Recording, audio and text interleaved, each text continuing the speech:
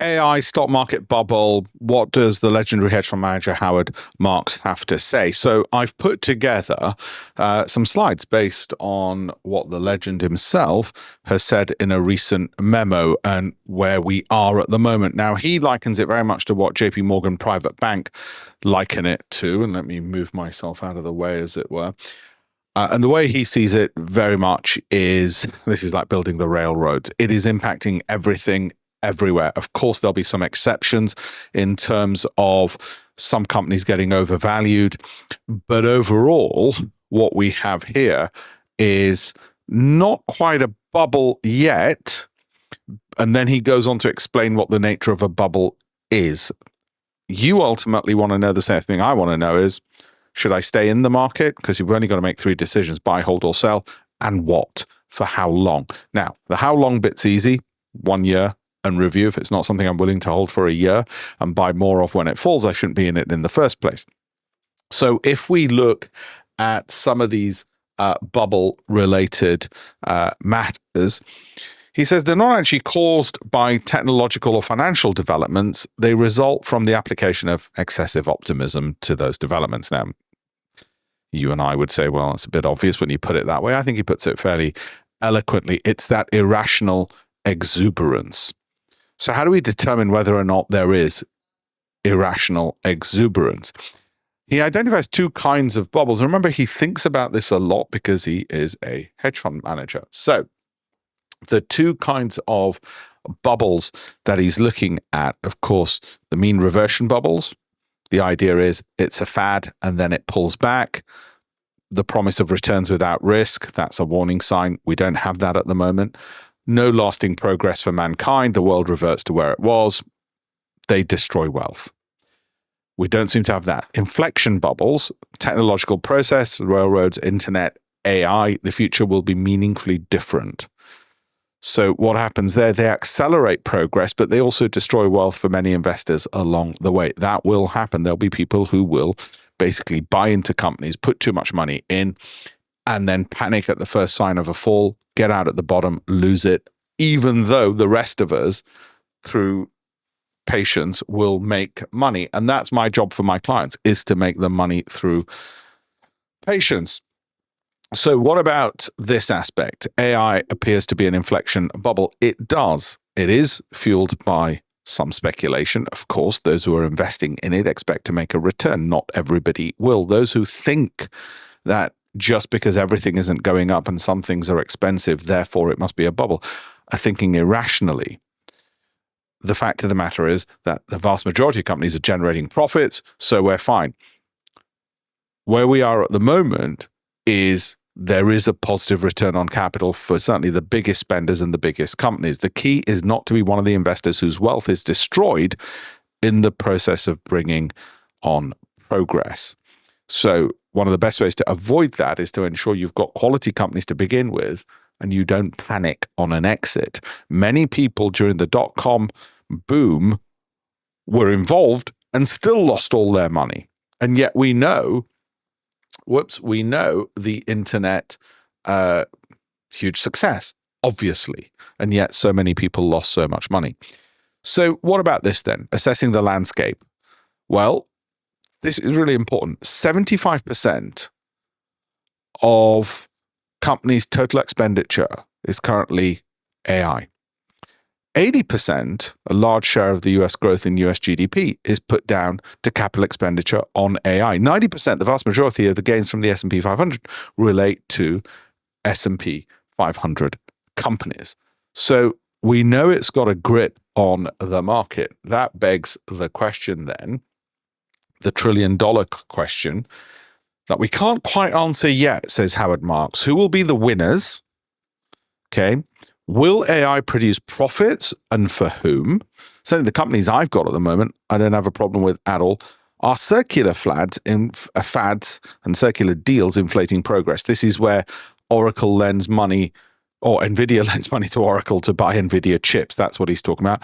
What is the useful life of an AI asset? Now, again, I was at a JP Morgan Private Bank event yesterday. They were saying, NVIDIA GPUs last 5 years, but that sales cycle might narrow as innovation increases. In the same way with Apple Watches, what happened is We happily bought them over, say, a 3-year cycle. Now it's annual. The development has to be annual. Do you need it annually? Maybe not, but it's there. The innovations have occurred, and that boosts even more innovations. What is the end state? What are we going for? Is the goal a definable product or speculative bet on achieving artificial general intelligence? As one economist put it, it's a bet on AGI or bust. So what is the end goal going for? For us, the bottom line is, are we making the money? And that's what we most care about. Okay. The anatomy of exuberance. Let's have a look at that. What is that going to be? Well, if you look at what the maths says on all of this, right? What does the maths say on all of this? Startup Edge raised $120 million to build an AI chip. The maths was, there's a mere 0.1% chance of reaching $1 trillion valuation. People will still do it. There's many billion-dollar bets out there. We don't care if they're all right because we're not taking those bets. As one person put it, was the most absurd pitch meeting. She was like, so we're doing an AI company with the best AI people, but we can't answer any questions. That's where we're at, I'm afraid. This is how ridiculous, and people are getting money in that environment, believe it or not. It is happening. And of course, there are some legitimate worries about AI. One of the worries is it is being fueled by lots and lots of debt. That doesn't mean we're about to get a crash this year. There is debt from special purpose vehicles, well, it's equity, thinning coverage ratios, less cash flow available to cover those debt payments. There's vendor financing. Some companies are going to go bust. They're going to go all out or all in, depending on how you put it, too soon. That is bound to happen. The healthy leaders, the ones I've invested in, Microsoft, Google, of course, the startups with no customers borrowing money to build data centers for other cash-burning startups, that's not my area. It's not what I'm going to go near. The problem is some people are going to look at some of those startups and think, oh, therefore the market's rubbish. We won't invest in anything. That would be absolutely nuts. It would be a stupid thing to do. Okay, so historical analog. Let's go to the first point. Where are we? Radio and aviation. That's one example. The other one is railroads, electricity, broadband. Quite frankly, doesn't matter which one of those you tick. RCA was the Nvidia of its day. Okay, the radio company, peaking in 1929 before losing 97% of its value. Aviation stocks dropped 96% after 1929. In both cases, technological uncertainty was framed as an opportunity, not a risk. That is one concern. I'm not worried about it at the moment. Could happen at some point, but I think at the moment we're okay. There will be a future in which Nvidia isn't the world's most famous company, of course. Just as nobody remembers who the hell RCA are. Okay? Historical analog. Railroads, electricity, broadband. The railroads were a bubble and they transformed America. Electricity was a bubble and it transformed America. Broadband build out of the late 1990s was a bubble that transformed America. So bubbles can transform. The key is to make sure you've got the kind of companies where you would want to own more as they fall, and the falls are likely to be limited. For us, for our clients, we look for high Sortino ratios for that, and we keep a very close eye on the companies to make sure they're not about to become the next BlackBerry. Because even BlackBerry, which we thought, that's the one, what an amazing company, can become a BlackBerry. So we've got to keep a close eye, a watchful eye on these, and we're not going into speculative startups. That's not for us. You've got to know who you are as an investor. That's why our returns are that much stronger than the speculative people who don't have an end goal. So what are the arguments for a bubble? A change the world technology, exuberant speculative behavior driven by FOMO, suspect circular deals. You've got quite a few extreme valuations in early stages. They're all reasons for a bubble. Arguments for it's different this time. An existing product with proven strong demand, 1 billion users already, many times more than the internet had in 2000.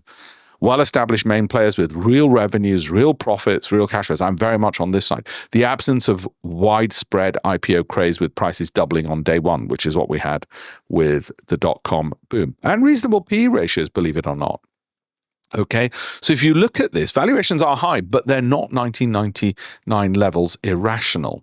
Look at 1999 and look at the weighting in the S&P 500 and the price to earnings ratios. And now look at them now. Okay.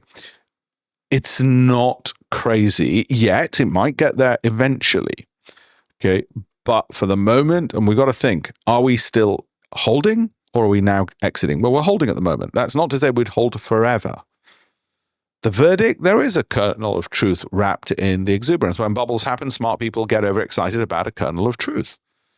Are we in a phase where investors as a whole are overexcited about AI? Yeah. Is AI the most important thing to happen in a very long time? Yes. All of those things can be true at the same time. There's no doubt that investors are applying exuberance to AI. The question is whether it's irrational yet, or more importantly, is it irrational in the stocks we hold and our clients hold? And are we keeping a watchful eye on it, or are we being complacent? We're not being complacent. We're keeping a watchful eye on it. That's why we expect our clients to make a good deal of money for their pension investments this year. So what's a prudent approach in an uncertain future? The core principles, I'd say, are, well, transformational technologies have a consistent history of generating excessive enthusiasm. Just because they do that doesn't mean we shouldn't be involved in them. If AI doesn't produce a bubble conforming to this historic pattern, it'll be the first time ever. It will produce a bubble, but that doesn't mean we shouldn't be involved in the investment now. Just as I used to say on my Bloomberg TV show 20 odd years ago, yes, this is momentum-based and isn't justified by profits, but let's ride it and keep a close eye on it. And then as soon as we see the first sign of falls, let's exit. Okay. As opposed to we've seen the first sign of falls, let's sit through it and sit through the crash. There's no way to participate fully on the upside without being exposed to potential losses from the excesses. There just isn't a way out. You're either all in, you're all out, or you can edge in and out a little bit, 10% in and out as the timing takes you, but the timing will get you wrong-footed. Recommended position, don't go all in. You face the risk of ruin if things go badly. So we do own some Goldman Sachs and JP Morgan, not directly connected to AI. Don't stay all out. You risk missing one of the great technological steps forward. The best approach, a moderate position applied selectively with prudence. It's exactly what we do. And it's nice to know that if you are a client of ours, you're getting pretty much the same approach as one of the world's leading hedge fund managers, Howard Marks, and you'd be surprised if you weren't, in actual fact. The impact of AI on society through joblessness and purposelessness. AI is seen primarily as an incredible labor-saving device. Well, there will be a danger that it removes drivers, lawyers, analysts. These are some concerns, but not concerns for us today as investors. Put this way, I've seen incredible progress over the course of my lifetime, but in many ways, I miss the simpler world I grew up in. I worry that this will be another big one. Might be. But if our focus is how do we make money for our pensions, then that's our focus. Worrying about those other things, well, let's go into politics if we want to worry about those.